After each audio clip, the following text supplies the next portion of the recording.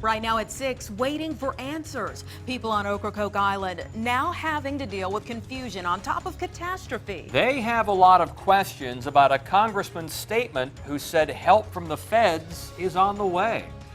Good evening. We begin at 6 with a frustrating time in Hatteras and Ocracoke Island. It seems the promise of aid from FEMA after Hurricane Dorian may not actually be in motion yet. Last week, we took you to Ocracoke, an island devastated by the storm.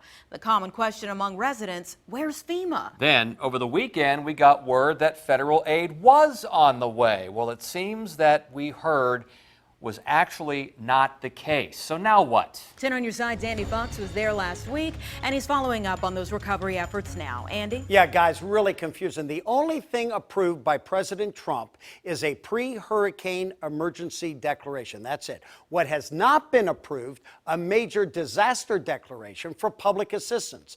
That's what the congressman said was approved, and that is wrong.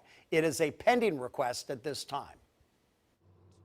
On Thursday, we were with Hyde County Commissioner Tom Paul, who wondered, where is FEMA assistance? Let me ask you real quick, where's FEMA? We don't know where FEMA is. We're trying to find FEMA.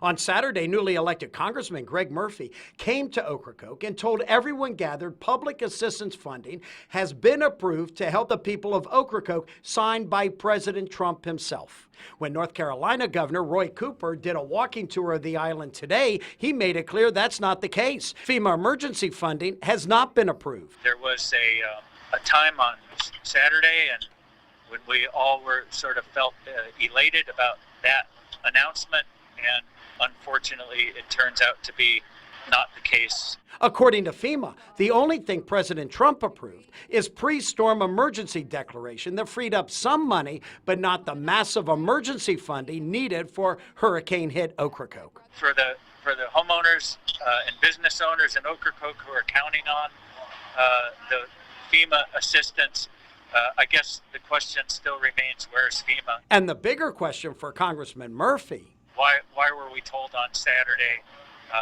that we had the public assistance piece, and then it turns out to not be in fact the case? Again, we really wanted a comment from Congressman Greg Murphy, but a staffer said they would have a comment explaining what happened tomorrow. I'm Andy Fox, 10 on your side.